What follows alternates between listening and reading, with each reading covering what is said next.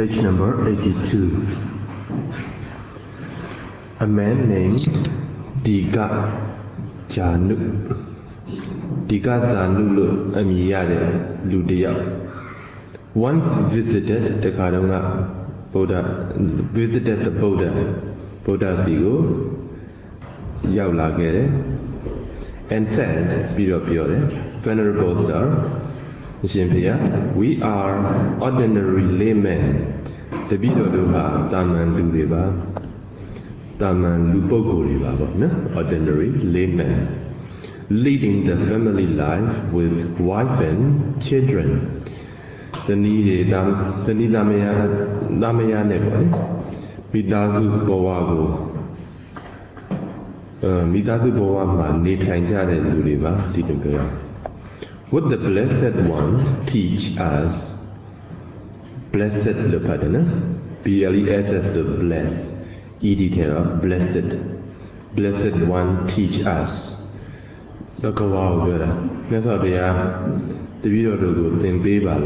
Some doctrines which will be conducive to our happiness in this world and hereafter. The Lokama Yoga in this world and hereafter. Now the Loka Mayo, the Viodo Yashin Chanda who sound be nine dog.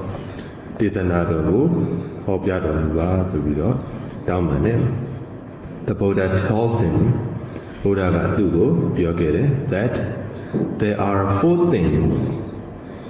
which are conducive to a man's happiness in this world. The Lokama Lugo Chanda First, he should be skilled. Efficient. The skill at the word do babe. The low deniam, Ajutaya Mushia, low nice one she earnest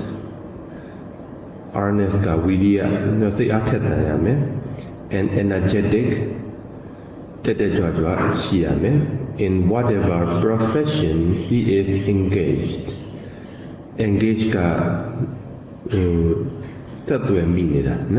the profession the Muanjang a low mugo profession the Muanjang so that the profession the join the care lonely that alone you go profession car. So your hand is so you start then alone you are profession. See how when they say Guradi profession. See how when they are Saniati profession maho. That means see how the Saniago the care like Sabi or Dila so in a profession theatre. Bawa tak kulong je. Yang bawa tak kulong. Yang bawa kalau bawa lulu profesional mana tu ada ke luar.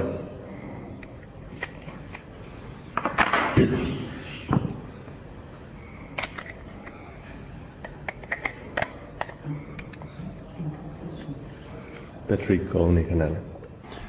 Bawa tu kulo, miom nambi load it alone. Wadana palo load it alone. Kwela, ne? Hobby net vegetable profession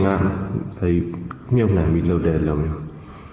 Whatever profession he is engaged, be a logo where to loan it up here. Juan Jimmy, a juicy on the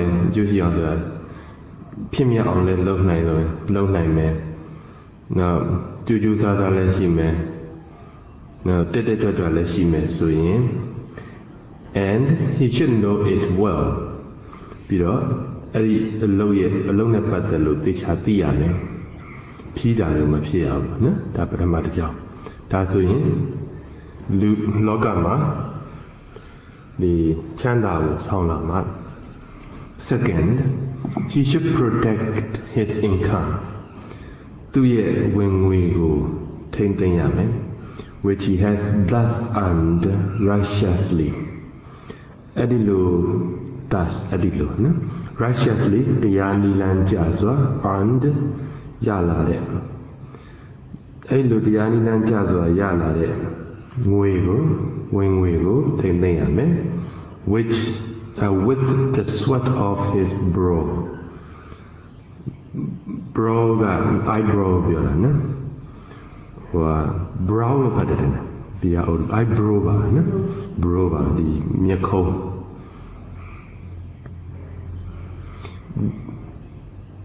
This refers to protecting wealth from thieves, etc. သူရဲ့ဒီဥစ္စာကဘာကိုပြောတာလဲဆိုတော့စီးစိမ်ဥစ္စာကိုတခိုးတွေရန်သူမျိုး၅ပါးပြောချင်တာပါတခိုးပဲပြောတာနော်တခိုးတွေရန်ကနေပြီးတော့ကာကွယ်တာ All these ideas should be considered against the background of the period. All these ideas ဒီအယူဆတွေကို should be consideredယူဆရမှာယူရမှာသင်ခြင်းရမှာပေါ့ against the background against ဆိုတာဒီမှာဆန့်ကျင်တာမဟုတ် against the background ဆိုတာအမိပြုပြီးတော့လို့ပြောတာနော်နောက်ခံကိုအမိပြုပြီးတော့ of the period အဲ့ဒီကာလနောက်ခံကိုအမိပြုပြီးတော့မြင်ကြည့်ရမှာဒီအယူဆတွေကိုအခုလက်ရှိပုံစံနဲ့တွားပြီးတော့ရှင်ပြောလို့မရအဲ့ဒီခေတ်ကသဘောတရားကိုလည်းနားလည်ရမယ်လို့ပြောချင်တယ်နော် against the background တခုခုကိုနိုင်ငံမှာမှီထောင်လိုက်တယ်ဆိုရင် against the wall ဒါပေမဲ့ဟိုကလထိုင်နေတယ် put the chair keep the chair against the wall keep the chair against the wall လို့ပြောတယ်ခုံတွေကို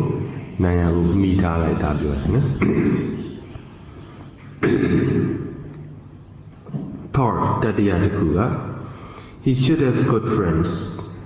မိတ်ဆွေကောင်းတွေရှိရမယ် who are faithful သစ္စာရှိတဲ့ learned ပညာရှိတဲ့ဘုဒ္ဓတာကြွယ်ဝသောပေါ့နော် learned virtuous သီလရှိတဲ့ liberal တိုးတက်တဲ့အသိဉာဏ်ရှိတဲ့ and intelligent ဉာဏ်ကောင်းတဲ့ who will help him along the right path along the right path မှန်ကန်တဲ့လမ်းမှာသူ့ကိုကူညီမဲ့ away from evil မကောင်းမှုတွေကကွာတဲ့မကောင်းမှုတွေကဝေးကွာသောမှန်ကန်တဲ့လမ်းကြောင်းမှာသူ့ကိုကူညီမဲ့တငယ်ချင်းရှိရမယ်မိတ်ဆွေကောင်းရှိဖို့လိုတယ် Fourth သဒုဋ္ဌပြောက်က he should spend reasonably ဆိုတာတင့်တော်ဒီအားလျော်ဆိုတာနော် spend သုံးရမှာမဖြုံးရအောင်ပြောတယ် reasonable သုံးလို့ရတယ်ဈေးနှုန်းတင့်တော်တာ reasonable တခုခုကဆိုကြလို့အစားအသောက်အကောင်းတော့ကောင်းတယ်အကောင်းကြီးတော့မဟုတ်နော်ဒါကတော့အကောင်းကြီးတော့မဟုတ်ဘူး it is good တော့ဒါကောင်းတယ်ဆိုတော့ဒီလောက်အကောင်းကြီးတော့မဟုတ်ဘူးဆို not that good THAT that not that good ဒီလောက်အကောင်းကြီးတော့မဟုတ်ဘူး but reasonably good နော်ကောင်းတဲ့လောက်တော့ကောင်းတယ်ဆိုတဲ့သဘော good လို့ပြောတဲ့နေရာမှာဘယ်လောက်ကောင်းတယ်လဲဆိုတာရှိသေးတာဒါတော့ he is good သူဟာတော်တဲ့လူတစ်ယောက်ဆိုရင် not that good ဆိုရင်တခါတလေကြတော့လဲဖောက်တဲ့အခါလဲဖောက်သေးတာပေါ့လေနော်နောက်တစ်ခုရှိသေးတယ် comparatively good ဆိုတာမျိုးပေါ့ဆိုရင်ရှင်းကြည့်လိုက်ရင်တော့သူကမဆိုးအဲ့ဒါမျိုးပြောချင်တယ်ရှင်းကြည့်လိုက်ရင်ကောင်းတယ် comparative compare လာဟုတ်ပြီ reasonably တင့်တော်တော့သုံးရမယ် in proportion to his income proportion ကတွေ့ပြီးသားပါPROPORTION ခွဲတန်းချမယ်ဟုတ်ပြီကောင်းအဲ့တော့ခွဲတန်းချသုံးရမယ် neither too much nor too little သိအများကြီးလည်းမဖြစ်ရဘူးသိလည်းမနည်းရဘူးဆိုလိုတာက he should not hoard wealth avariciously ဒီစလုံးမသိဘူး hoard ကဟိုနေ့ကတွေ့ပြီးသားပါဖွက်ထားတာ avaricious AVRICIOUS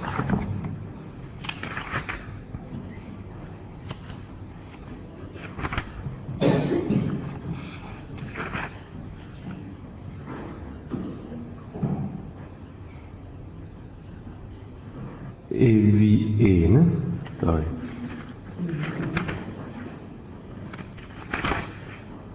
AVA. Avarice, AVARICE, avarice. Loba Chia. Avaricious, Loba Jido. Avariciously, Loba Jizwa. Kunia hard ka money never day.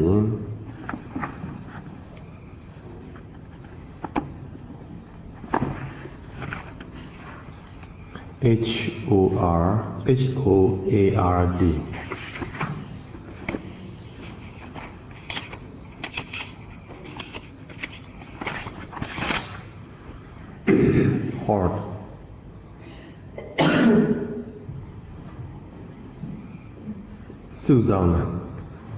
Susanna. To collect Susanna and keep tainting that Subi thing that I'm no? Subi thing that when they have a hard guy, you did 10 thing that nor should he be extravagant. As we're not Gunaga avariciously go beyond and Gila Yamabe. Extravagant about it, don't be that. Nor should he be extravagant. A don't be on a material, go lemata them. Not too much nor too little. In other words, the child he should live within his means. Do look at the love, don't then. Malura de Bomatone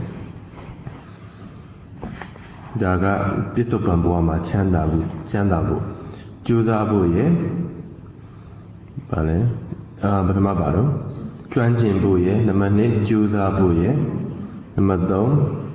Meswigang Shibuye, the Male Dom Pion Senyemuye, a legu. Then the Buddha expounds the 4 virtues conducive to a layman's happiness hereafter. Then Elinama, the Buddha, expound Hojara Mugere, the 4 virtues. They are legu. Virtues are Gongyi, Dila, Sadibin Kaunare Yulana. Conducive to a layman's happiness hereafter. The Bawaye number 1 Lu Bogu Upadaga, the Yawe, Pure Shinjingu, Sang Lane.တရားတွေကိုဟောပြခဲ့တယ်၄ခုအဲ့တော့ဒီဟောတဲ့နေရာမှာလည်းနော်ဖရာတရားဟောခုနကလည်း၄ခုအခုလည်း၄ခုတကယ်တော့၄ခုတည်းရှိတာလားလို့ပြောရင်တရားအုပ်စုကတော့ခွဲကျင်တယ်လို့ခွဲမှာပဲအစဉ်ပြေအောင်ခွဲသွားတယ်သောသောပိုင်းက၄ခုအခုကျ6ခုဆိုအဲ့လိုမျိုးမဖြစ်အောင်လို့နော်ဒီလူတွေကိုလူဘဝမှာအခုဘဝမှာချမ်းသာခြင်းနဲ့တရားက၄ခုဟဲ့နောက်ဘဝချမ်းသာနေတဲ့နေရာတော့9ခုဒါမှမဟုတ်9ခုခွဲလို့ပါလို့အဲ့လိုမျိုးမလုပ်နော်မှတ်ခဲ့အောင်၄ခုဒီဘဝ၄ခုနောက်ဘဝ၄ခုလို့မှတ်လွယ်တာအဲ့ဒါမျိုးကိုအုပ်စုဖြစ်စုပြီးတော့ထည့်သွားတာတင့်တော်တယ်လို့ထည့်သွားတာမျိုးပဲနောက်တတ်တာ he should have faith and confidence in moral spiritual and intellectual valuesအဲ့ဒီပုဂ္ဂိုလ်မှာတတ္တာတရားရှိရမယ် faith တတ္တာတရား confidence ကယုံကြည်မှုပေါ့နော် moral values ဒီဟာပြောနေတာတော့သီလသမာဓိပညာကိုပြောနေတာသီလသမာဓိပညာရဲ့တန်ဖိုးတွေပြောနေတာ moral spiritual intellectual ဒါမဲ့အသုံးကိုတစ်မျိုးသုံးတာနော် moral ဆိုတာကိုယ်ကျင့်တရား spiritual ကစိတ်ဓာတ်ကြီးရနဲ့ပတ်သက်လို့ intellectual ကအသိဉာဏ်ပညာနဲ့ပတ်သက်လို့တတ္တတရားရှိရမယ်ပြောရင်တော့ value ဆိုတဲ့အတွက်ကြောင့်မလို့ဒီတရားတွေဟာတန်ဖိုးရှိတယ်လို့ယုံကြည်ရမယ်သီလနံပါတ်1ကသီလနံပါတ်2ကသီလရှိရမယ်ပထမနံပါတ်1ကတတ္တနော်2ကသီလ he should abstain from destroying and harming life from stealing and cheating from adultery from falsehood and from intoxicating drinks ဘာလို့ပါဏာတိပါဒဝေရမဏိအာဒိနာဒါနဝေရမဏိကာမိတုမေသဇာဝေရမဏိစသည်ဖြင့်ပေါ့နော်မူတာဝါဒ ပြီးတော့သူရမေရယအဲဒီသီလ၅ပါးသီလကိုဟောတယ်နောက်စာကကြာကပေါ့လေ he should practice charity အလှူဒါနပေးရမယ် practice charity ဆိုတာနော်ပေးကမ်းခြင်းကိုကျင့်သုံးရမယ် generosity ဘာလို့ generosity လည်းပေးတာပဲနော် without attachment မညှိကပ်ပဲနဲ့ and craving for his wealth သူရဲ့စီစဉ်ဥစ္စာကိုမငဲ့မကွက်တတ်မှတ်မှုမရှိမငဲ့မကွက်ပဲနဲ့ပေးရမယ်ပညာ he should develop wisdom ဘာလို့ရမလဲပညာကိုပွားများစေရမယ် which leads to the complete destruction of suffering ဒုက္ခလုံးဝချုပ်ငြိမ်းရာကိုဥတည်နေတဲ့ပညာကိုပွားရမယ် to the realization of nirvana နိဗ္ဗာန်ကိုမျက်မှောက်ပြုခြင်းပေါ့နော်ဆိုတဲ့ဒုက္ခငြိမ်းရာကိုဖြစ်စေတဲ့ပညာပွားရမယ် sometimes တခါတရံမှာ the Buddha even went into detail go into detail ဆိုတာအသေးစိတ်ပြောတယ်လို့ပြောနော်ဗုဒ္ဓဟာအသေးစိတ်တောင်ပြောလိုက်သေးတယ် about saving money and spending it ပတ်စံစုတာနဲ့သုံးတာနဲ့ပတ်သက်လို့အသေးစိတ်ပြောတယ် as for instance ဥပမာ when he told the young man စီကာလလို့ပြောဆိုတယ်နော်မမကတော့သင်္ကာလလို့သိတာလားသင်္ကာလဆိုတဲ့သူသားလေး that he should spend 1/4 of his income on his daily expenses သူကဘာတော့ဘယ်လောက်တော့ရမလဲသူနေ့စဉ်ဝင်ငွေရဲ့၄ပုံတစ်ပုံပဲသုံးရမယ်အဲဆိုရင်ဆရာမတစ်ယောက်ဟာဘယ်လောက်တော့3000 4000လောက်ရတယ်ဆိုတော့တစ်လကို1000ပဲသုံးရမယ်တစ်လပါစားမလားတစ်လ1000သမင်းကြီးစားသမင်းကြီးစားနေတော့ရလားလေးပုံတစ်ပုံလောက်တော့မယ်အဲ့တော့အချိန်နေရပါဘူးဒါတွေကိုအသေးမကန်ရအောင်နော် now invest half တဝက်ကိုတော့ဘာလို့မြုပ်နိုင်ရမယ် in his business စီးပွားရေးမှာယင်းနှိမ့်မြုပ်နိုင်ရမယ် put aside 1/4 for any emergency ဒီကျန်တဲ့တပုံကိုနောက်ဆုံးတပုံကိုဘာလို့ emergency အရေးကြီးတဲ့အခါလိုအပ်လာလို့ရှိရင်သုံးဖို့ဒါမဲ့ဒီဥစ္စာကိုတဝက်တို့တပုံတို့နှစ်ပုံတို့ကိုသာထားဘာကိုယူလိုက်လို့ရလဲဆိုတော့သုံးတာလည်းသုံးရင်းနှီးမြှုပ်နှံဖို့လည်းလုပ်နောက်ပြီးတော့စုထားတင်တာလည်းစုထား emergency ဆိုတာလူတိုင်းမှာရှိတယ်နော်အဲ့ဒါပြောOnce the Buddha told Anathapindika ကိုမြတ်စွာဘုရားပြောခဲ့တာ the great banker ဆိုတာကိုဘန်တိုက်ပိုင်တဲ့လူတွေမပြောတယ်နော် great banker ဆိုတာစီးပွားရေးဟောတထေးတကြွယ်ကြီးလို့ပြောချင်တယ် banker one of his most devoted lay disciples ဒီသူ့ရဲ့ဥပဒကာတွေတဲကသူ့ကိုအကြည်ညိုဆုံးတစ်ယောက်အကြည်ညိုဆုံးတဲ့တစ်ယောက်who founded for him the celebrated Jetavana monastery celebrated Jetavana monastery celebrated ဆိုတာကဟိုခန္ဓာကြီးကျယ်တာကိုပြောချင်တယ်နော် celebrated Jetavana monastery at Savatthi ပြည်ကကြီးကျယ်ခမ်းနားလာတဲ့ဇေတဝန်ကျောင်းတော်ကြီးကိုသူ့အတွက်တည်ထောင်ပေးခဲ့တဲ့တပည့် that ဘယ်လိုပြောခဲ့လဲဆိုတော့ a layman who leads an ordinary family life တာမန်မိသားစုဘဝမှာနေတဲ့ဥပဒကတရားဟာ has 4 kinds of happiness ပျော်ရွှင်မှု၄မျိုးရှိတယ်လို့ပြောတယ် the first happiness ပထမပျော်ရွှင်မှုချမ်းသာမှုက is to enjoy economic security စီးပွားရေးလုံခြုံမှုကိုခံစားပြီးတော့ပြောတာ economic security ဆိုတာဘာပြောချင်လဲစီးပွားရေးလုံခြုံတယ်ဆိုတာလေစိတ်ချရတာနော်စိတ်ချရတာဒီအလုပ်တစ်ခုကိုလုပ်နေတယ်ဒီအလုပ်ကပုံမှန်ဝင်ငွေလေးရှိနေတယ်ဒီအလုပ်ပျက်စီးသွားဖို့အကြောင်းကလည်းသိပြီးတော့မရှိဘူး Nyamabi Mara, another Nashida Shime. So you have to see why long and who two down like the Giga Diawe, Lanyu Munet town like. Tamiro Aid and Giga Piodoalogy, now the Yoga Aidu. Gather Nasha that. Gather Nasha that. Now Bani Jivala do Baba Nibiano, Asada Naro, Piotr. Samuel.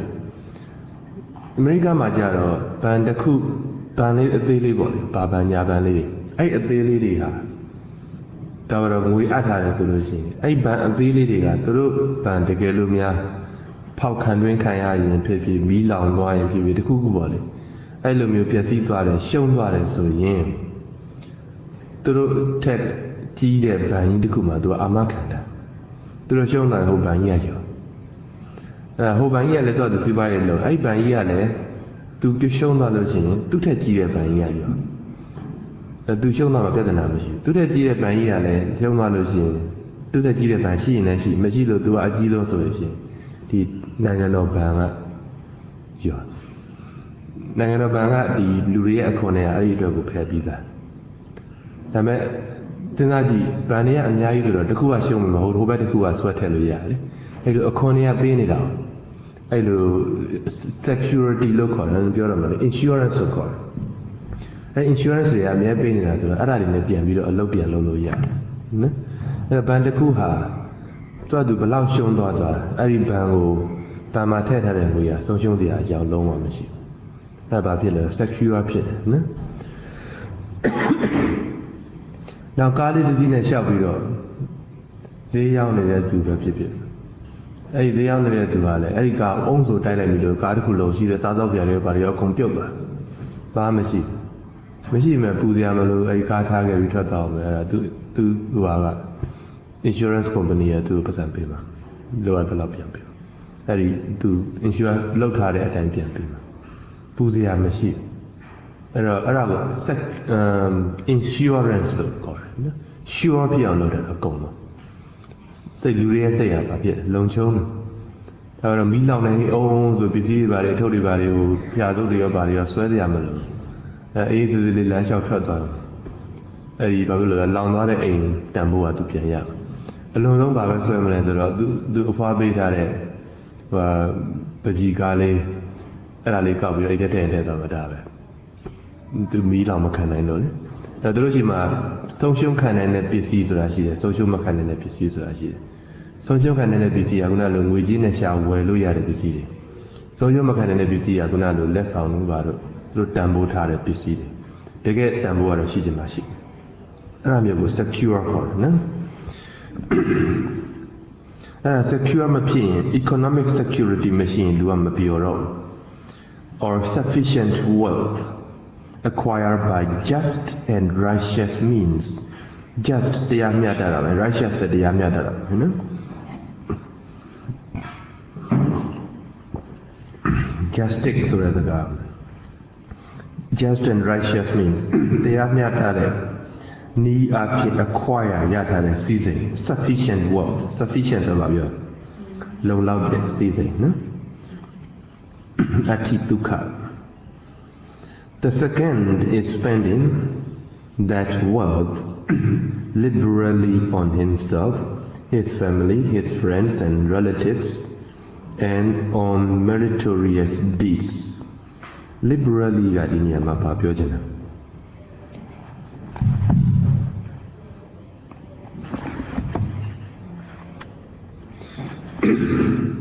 Salon down the long, they bet it have been.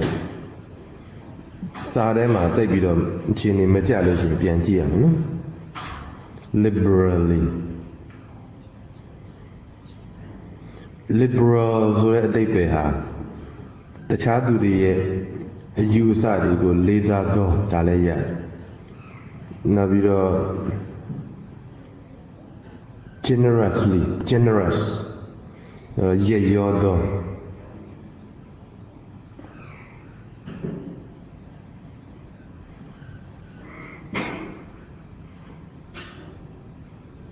Okay, let do the generously go you lay out, no? Generously.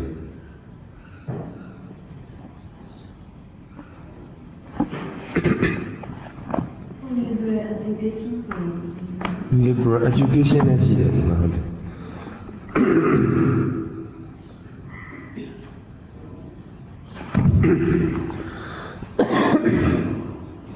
ဒီပဲပွင့်ဆိုကြလေးဖတ်ပြမယ်နော် concerned with increasing somebody's general knowledge and experience rather than particular skills အဲ့တော့ liberal education ဆိုတာကဒီလူတစ်ယောက်ရဲ့ဘဟုတုတအထွေထွေဘဟုတုတတွေအတွေ့အကြုံတွေပွားများလာတဲ့အပေါ်မှာပွားများလာတဲ့နဲ့ပတ်သက်တာဒီသူ့ရဲ့စွမ်းဆောင်နိုင်တာနဲ့ပတ်သက်တာမျိုးသူ့ရဲ့စွမ်းရည်တွေနဲ့ပတ်သက်တာမျိုးမဟုတ်ဘူးနော်အဲ့တော့ဘယ်လိုပြောလို့ရမလဲဆိုတော့နှစ်မျိုးပြောလို့ရမယ်ထင်တယ် liberal education ဆိုလို့ရှိရင်လူတစ်ယောက်ရဲ့အရေးအသွေးတွေဆိုကြဆိုမြန်လုံနိုင်တာတို့များလုံနိုင်တာတို့အဲ့ဒီအပေါ်တွေမှာမိတာမဟုတ်သူ့ရဲ့ဒီပြင်အရေးအချင်းတွေအတွေ့အကြုံတွေနဲ့ပတ်သက်လို့တွေးပုံခေါ်ပုံဒါတွေနဲ့ပတ်သက်ပြီးတော့တိုးတက်လာအောင်သင်ပေးတာမျိုးအဲ့ဒါမျိုးကို liberal education ခေါ်နော်နောက်တစ်မျိုးပြောလို့ရတယ်လွယ်လွယ်ပြောရင်စာမဝဲအောင်သင်တာမျိုးမဟုတ်ဘုဒ္ဓဘွားအောင်သင်တာမျိုးပြောလို့ရတယ်အဲ့လိုပဲဆရာရောတပည့်ရောနှစ်ခုသလုံးဖြစ်နိုင်တယ်ဆရာဘက်ကလည်းတို့ထင်တာတော့ဒီတတ်မှတ်ထားတဲ့ဘောင်ထဲကနေပြီးတော့တတ်မှတ်ထားတဲ့စီကံအတိုင်းသင်နေတာမျိုးမဟုတ်သူ knowledge တဲ့တက်တလောက်သင်တာမျိုးပြောရင်ချုပ်ထားတဲ့စီကံတွေမရှိဆရာတပည့်အကျိုးစားရင်ကျိုးစားသလောက်တက်သွားမယ်ပညာရေးမျိုးကို liberal education လို့ခေါ်တယ်နော်လွတ်လပ်တဲ့ education တစ်ခုကျောင်းနေမှာကျတော့ဘာဖြစ်လဲကျောင်းတွေမှာတော့ course လိုက်တယ်အဲ့ဒါ liberal မဟုတ်ဘူးနော် liberal မဟုတ် liberal education ဆိုရင်တွေ့ကြရကောက်တယ်လားသူအတွေ့အကြုံတယ်နော်တွေ့ကြရကောက်တယ်မှာတပည့်တွေအကျိုးရှိမဲ့ကိစ္စကောက်တယ်မှာကျောင်းတွေမှာသူကသူကောက်တင်ရတာလည်းမပြီးပြအောင်လည်းသင်ရသေးနော်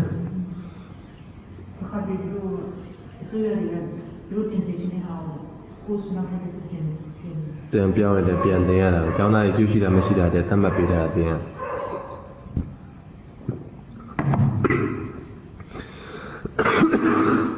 ဟုတ်ပြီနောက်ပဲရအောင်အဲ့ဒါဘောကဒုက္ခနော်သုံးဆွဲတဲ့အခါမှာချမ်းသာသူကိုယ်တိုင်ရောသူမိသားစုရောသူမိတ်ဆွေတွေမိတ်ဆွေမျိုးတွေနောက်ပြီးကောင်းမှုကုသိုလ်တွေ liberally on himself ဆိုတော့သုံးတဲ့တယ်လို့သူထင်ရတာကိုတင့်တော်တယ်လို့သုံးသွားနိုင်တာနော်တင့်တော်တယ်လို့သုံးသွားနိုင်တာမျိုးကိုဆိုလို့ရမှာပေါ့ကျွေးပေးတယ်လို့ပေးနေရတာမဟုတ်ဘူးလေပေးနိုင်တယ်လို့ပေးသွားတာမျိုးthe thought to be free from debtsပြီးတာမပေါ့နော် DEBTS debts ဘာလို့ကျွေးခင်ရ now the fourth happiness is to live a faultless အမှားယွင်းကင်းတဲ့ and pure life သင်ကြတဲ့ဘဝ without committing evil in thought word or deed မနောကံမစီကံကာယကံတွေနဲ့မကောင်းမှုတွေကိုမကျူးလွန်မဲနဲ့တန်းစင်တဲ့ဘဝအမှားယွင်းကင်းတဲ့ဘဝမှာနေရတာအနာဝိဇ္ဇဒုက္ခလေးမျိုးအဋ္ဌိဒုက္ခဘောဂဒုက္ခအနန္တဒုက္ခနဲ့အနာဝိဇ္ဇဒုက္ခရှိတာလည်းချမ်းသာတယ်သုံးနိုင်တာလည်းချမ်းသာတယ်ကျွေးကင်းတာလည်းချမ်းသာတယ်အပြစ်ကင်းတာလည်းချမ်းသာတယ်နော် It must be noted here ဒီနေရာမှာ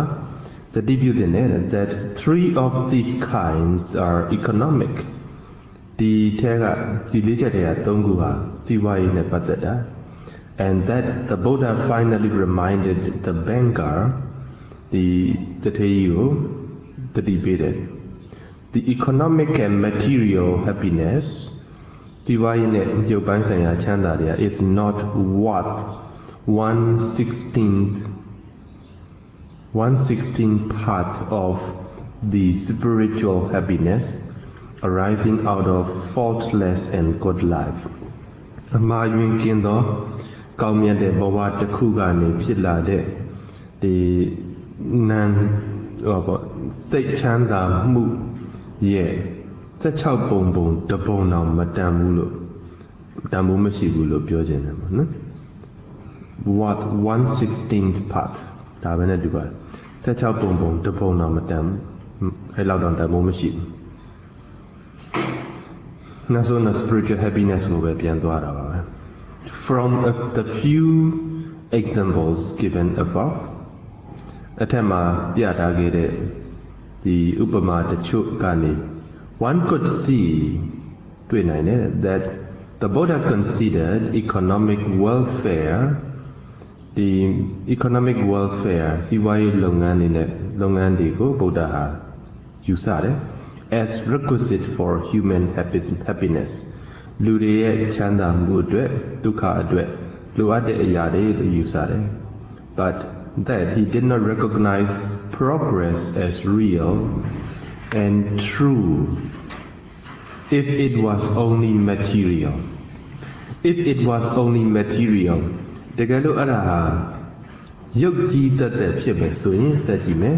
devoid of a spiritual and moral foundation ဒီလောကုတ္တရာတရားဆိုင်ရာဓမ္မအားလျော်သောပေါ့နော်နောက်သီလအားလျော်သောအခြေခံတွေကကင်း devoid ကင်းလို့ရှိရင်ရုပ်တတ်တဲ့အတွက်ပဲဖြစ်မယ်ဆိုရင်ဒီဘက်ကိုပြန်ကြည့် as real and true မှန်တယ်စစ်မှန်တယ်ဆိုတဲ့တကယ်တည်းဟုတ်တယ်နောက်ပြီးမှန်တယ်ဆိုတဲ့ progress တိုးတက်မှုလို့ did not recognize အတိအမှန်မပြုဘူးအဲ့တော့ရုပ်စီးပွားရေးတိုးတက်မှုကိုမြတ်စွာဘုရားကပြောပေမဲ့ရုပ်ကြီးသက်သက်တိုးတက်တယ်ဆိုရင်တော့ဒါ real progress မဟုတ်ဘူး true progress မဟုတ်ဘူး real နဲ့ true ကို꿰လိုက် real နဲ့ true မှန်တော့မှန်တာယူ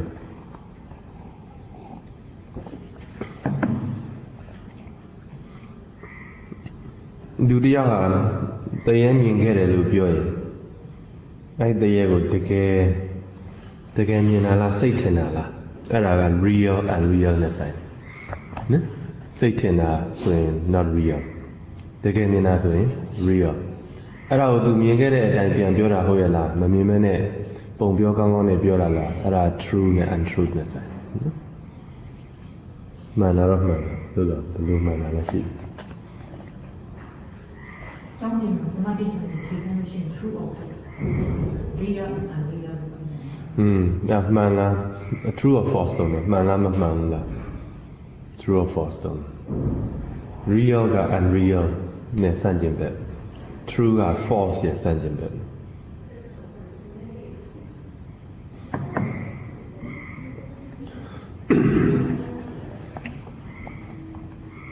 While encouraging material progress ရုပ်တရားတွေတိုးတက်မှုကိုအားပေးသလိုပဲ Buddhism always ဘုရားဘာသာအမြဲတမ်း lays great stress on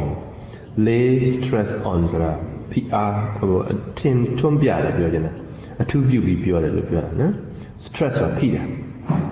လေးကချထားတာအဲ့တော့ဖိအားကိုဒီမှာချထားတယ်ဆိုတော့ပြောတယ်အဲ့ဒါကိုဖိပြောတယ်အထူးပြုပြောတယ်on the development of the moral and spiritual character ဒီသီလကိုချင်းသီလဆိုင်ရာစိတ်ဓာတ်ရေးဆိုင်ရာလက္ခဏာတွေတိုးတက်မှုကိုအထူးပြုပြောတယ်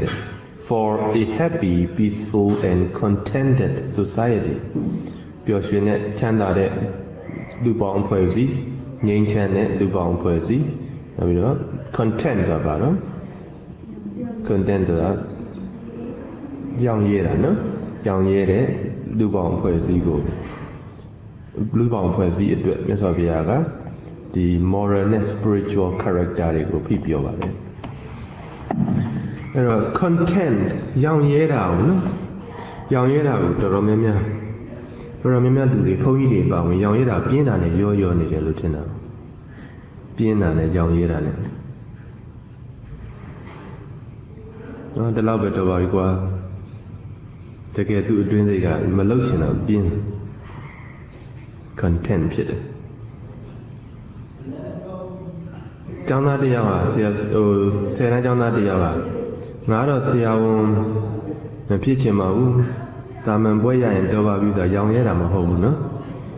သူလုံနိုင်တာပဲကြိုးစားပြီးတော့ဆရာဝန်လိုင်းလောက်ကိုရလောက်အောင်ဆရာဝန်လိုင်းရတာမရတာကြီးမဆိုင်နဲ့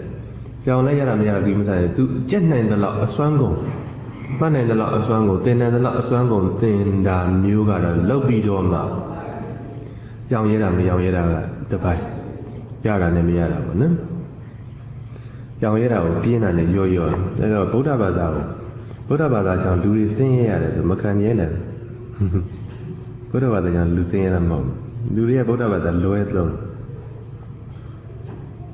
The Buddha was just as clear on politics, on war and peace. Buddha ဟာဒီနိုင်ငံရေးနောက်စစ်ပွဲနဲ့ငြိမ်းချမ်းရေးတွေမှာလည်းရှင်းနေတာပဲ It is too well known to be repeated here. Too well known to be repeated here. ဒီမှာထပ်ပြောရတာလူသိများနေလွန်းနေဆိုတော့ဒါပြောတာသိပြီးသားဖြစ်မှာပါလို့ပြောချင်တာနော် That Buddhism advocates ကသူဘက်လိုက်ပြောတာဗုဒ္ဓဘာသာဒီဘက်ကရှိတယ်ပေါ့ and preaches ဟောပြ non-violence အဝိဟိန္တာပေါ့နော်မငြင်းဆဲခြင်းကိုဟောပြတယ်မငြင်းဆဲခြင်းတရားဘက်မှာရှိတယ်ဆိုတဲ့သဘောကိုရှိတယ်လို့ပြောဖို့ဟာလူတွေသိပြီးသားဖြစ်ပါတယ်ပြောနေရ and non-violence and peace as its universal message သူရဲ့တရားစကားအဖြစ် universal ကအလုံးသိပါတယ်ပါတော့စัจ java လာနဲ့ဆိုင်တော့ message ကသတင်းစကား universal message ဆိုစัจ java လာနဲ့ဆိုင်တဲ့သတင်းစကားဆိုဂျူတုနဲ့တွေ့တာပြောတာလားဘာပြောလဲ universal message ဆိုတာလေ universal message ဆိုတာအားလုံးနဲ့ဆိုင်တဲ့တရားနော်လူတိုင်းကျင့်သုံးလို့ရတဲ့တရား universal ဆိုရင်အားလုံးနဲ့ဆိုင်တယ်လို့မှတ်တယ်စัจ java လာတစ်ခုတည်းကိုသွားမကိုင်တယ်နော်သူငယ်တော့ universe ဆိုရင်စัจ java လာလို့သင်ရတာအဲ့တော့အဲ့မှာတော့ဆွဲတယ်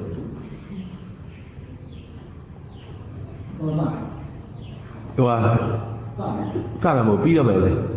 နောက်တဲ့ဟိုလောက်ဆို15မိနစ်နောက်ဆိုပြီးရတယ်အ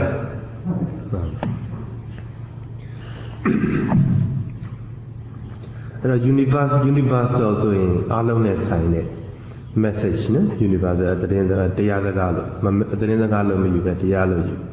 and does not approve any kind of violence ဘလို့အကြမ်းဖက်မှုမျိုးကိုမထောက်ခံဘူး or destruction of life ဘလို့အသက်ကိုဖျက်ဆီးခြင်းကိုမထောက်ခံဘူးပြီးတော့ဘာအကြောင်းကြောင့်ပဲရန်ဖြစ်ဘာအကြောင်းကြောင့်ပဲတိုက်ပွဲစစ်ပွဲတွေလုပ်နော်ရေနံကြောင့်ပဲလုပ်ညင်ဝတ်ပြီးပြားရေးကြောင့်ပဲလုပ်ဘာကြောင့်ပဲလုပ်ဖျက်ဆီးတာကလက်မခံဘူးနော် According to Buddhism ဗုဒ္ဓဘာသာအရ there is nothing ဘာမှမရှိဘူး that can be called a just war တရားတဲ့စစ်ပွဲဆိုတာမရှိဘူး which is only a false term မှားတဲ့ဝါဟာရတစ်ခုပဲဖြစ်တယ် coined ဆိုတာကဒီလိုသလိုခွေထားတာနော်ပြောရင်တော့ဘာပြောမလဲတမင်လောက်ထားတဲ့ဖန်တီးထားတဲ့စကားတစ်ခု and put into circulation to justify and excuse hatred, cruelty, violence and masters hatred ဒေါသ cruelty ရက်စက်ကြမ်းကြုတ်ခြင်း violence ကအကြမ်းဖက်မှုတွေ master ကနှိပ်စက်ညှဉ်းပန်းမှုတွေအဲ့ဒီတရားတွေကို excuse ဘာလို့လဲစင်ကြေပေးဖို့အတွက် then to justify ဘာလို့လဲတရားမျှတတယ်လို့ပြောဖို့အတွက်ဘာလို့လဲ coined and put into circulation သူကပုံစံချပြီးတော့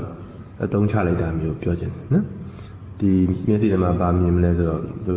လျှက်စစ်မီးကြိုးလေးကိုခွေလိုက်ခွေပြီးတော့အဲ့ဒီလျှက်စစ်မီးကြိုးကလျှက်စီးကိုလိုတဲ့ဘက်ကိုစီးစေတာဒါဖြောင်းမြောင်မဟုတ်ဘူးပေါ့လေကူကူကောက်ကောက် Who decides what is just or unjust တရားမျှတတယ်မမျှတဘူးဆိုတာဘယ်သူကဆုံးဖြတ်မှာလဲ The mighty and the victorious are just ခွန်အားကြီးတဲ့သူတွေအောင်နိုင်တဲ့သူတွေဟာတရားမျှတပြီးတော့ and the weak and the defeated are unjust အားနည်းတဲ့သူတွေတရားမမျှတတဲ့သူတွေ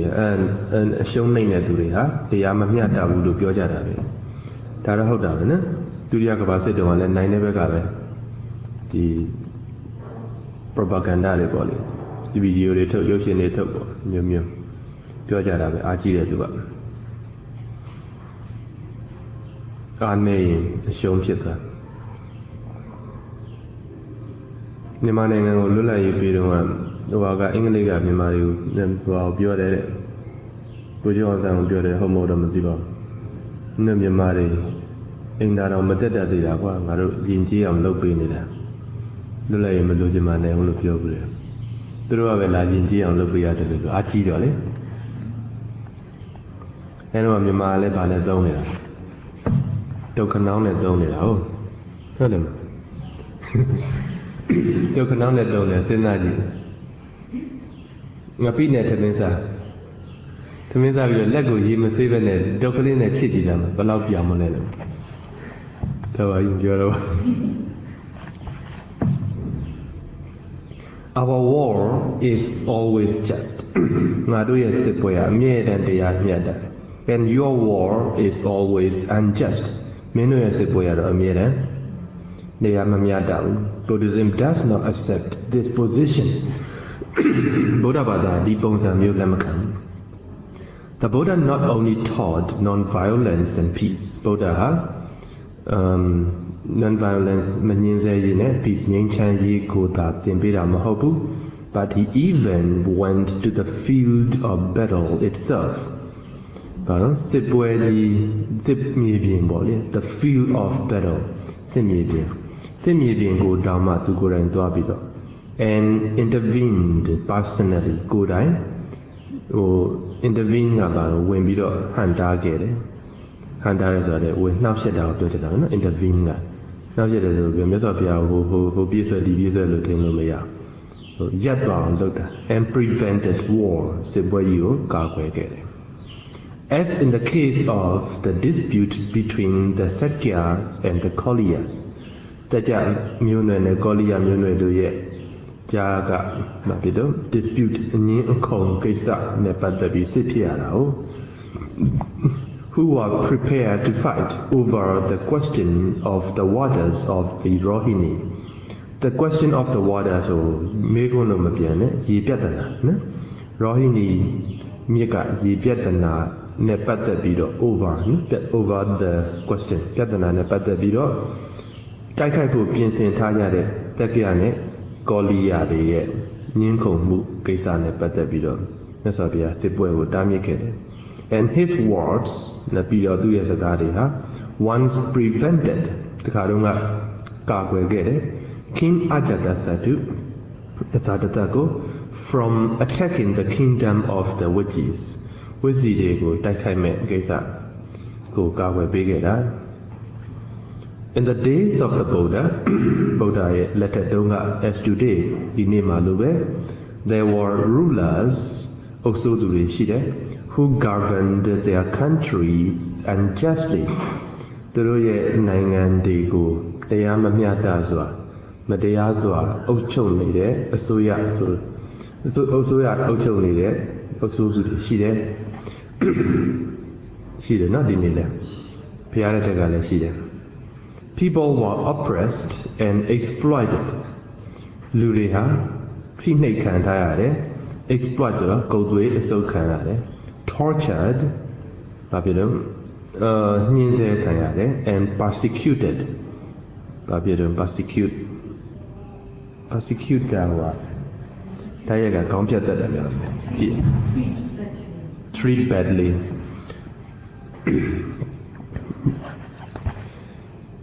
တ ဒါဆိုရင်ဘာဖြစ်မလဲ torture ညှဉ်းပန်းနှိပ်စက်ခံရတယ်နှိပ်ကွက်တယ်လို့ပဲဆိုကြတယ်နော် Now excessive taxes were imposed အခုနေရလဲမတရားမြင့်လဲ10သိန်းလို့ပါတော့ဟိုပါလေကျိုးတု10သိန်းလို့အခု10သိန်းလို့ပါတော့နော် excessive taxes and cruel punishments were inflicted ဒါပြောတော့ကျန်ရက်ဆက်တဲ့အပြစ်တွေကလည်းအပေးခံရတယ်ရက်ဆက်တဲ့အပြစ်တွေထောင်ဒဏ်အနှစ်90တို့ပါတော့ပေါ့အဲ့ဒါမျိုးတွေ The Buddha was deeply moved by these inhumanities ဗုဒ္ဓဟာဒီလိုလူမဆန်တဲ့အလုပ်ကိစ္စတွေကြောင့် deeply moved အဲ့ဒီအတွက်ကိုသူခံစားရတယ်လို့ပြောချင်တာပြောရင်တော့အဲ့ဒီအတွက်စိတ်ထိခိုက်တယ်လို့ပြောလို့လည်းမကောင်းဘူးနော်အဲ့ဒီကိုသူကြောင်းကြတယ်လို့လည်းဆိုကြစို့ The Dhammavada Atthakatha records that Dhammavada Atthakatha ကပြောထားတာက he therefore ဒါကြောင့် he directed his attention to the problem of good government သူဟာဆိုရကောင်းတစ်ခုဖြစ်လာရေးဆိုတဲ့ကိစ္စနဲ့ပတ်သက်ပြီး his attention သူ့ရဲ့ဒီဥတီယာပေါ့လေအဲ့ဒီဘက်ကိုစိတ်ဝင်စားလာခဲ့တယ်လို့ပြောချင်တာဒါမြတ်စွာဘုရားဒီတရားတွေကိုဘာဖြစ်လို့စဟောတယ်လဲဆိုတော့ဒီတရားတွေရဲ့အရေးကြီးပုံကိုသိလာလို့ကြောင်းကြစိုက်လိုက်တာမျိုးပြောချင်တယ်နော်ဒီဆိုရကောင်းဖြစ်လာဖို့ကအရေးကြီးတယ်ဆိုတဲ့သဘော His views should be appreciated against the social, economic and political background of his time သူရဲ့အယူဆတွေဟာသူရဲ့အမြင်ပေါ့သူရဲ့အမြင်ဟာ social, economic and political background of his time သူအချိန်တုန်းကစီးပွားလူမှုရေးစီးပွားရေးနိုင်ငံရေးbackground နိုင်ငံရေးအခြေအနေပေါ်မှာနိုင်ငံရေးအခြေအနေနဲ့ပတ်သက်လို့ရှင် should be appreciated ဘာဖြစ်လဲတန်ဖိုးထားလောက်ပြပဲပြောနေတာတော့တန်ဖိုးထားလောက်ပြဆိုအဲ့ဒီအချိန်မှာတန်ဖိုးထားတာပြောတာမဟုတ်ဘူးနော်သူ့ရဲ့တရားကိုသူ့ရဲ့အမြင်ကိုချီးမွမ်းမယ်သူ့ရဲ့အမြင်ရဲ့ကောင်းတာကိုကြည့်မယ်ဆိုရင်အဲ့ဒီအချိန်တုန်းကသူ့အချိန်တုန်းက background တွေကိုစဉ်းစားပြီးမှကြည့်နိုင်တယ်လို့ပြောချင်တာ He had shown သူပြခဲ့ပြီ how a whole country could become corrupt တနိုင်ငံလုံးဘယ်လိုလုပ်ပြီးတော့ဒီ corrupt ဆိုတော့လက်ပေးလက်ယူမှုတွေဖောက်ပြန်မှုတွေအလွဲသုံးစားမှုတွေအကုန်ယူပြီးတော့နော်အလွဲသုံးစားမှုတွေဖြစ်လာမယ်ဆိုတာကိုသူပြောပြခဲ့ပြီး degenerate and unhappy degenerate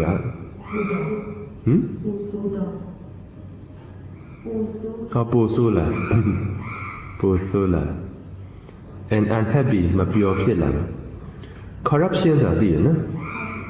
corruption ကအများကြီးပဲပါမှာပေါ့ဆရာဆရာမတွေဒီကျောင်းမှာအချိန်မောင်းရောင်းတဲ့ကိစ္စစပြီးတော့အကုန်လုံးပါပဲ corrupt ဖြစ်တယ်ဘုန်းကြီးတွေလည်း corrupt လူတွေလည်း corrupt ဖြစ်ကုန်မှာတနိုင်ငံလုံး when the heads of its government ဒီအစိုးရအဖွဲ့အစည်းရဲ့ခေါင်းဆောင်ဟာ that is the king ဘုရင်ဆိုကြစို့နော် the ministers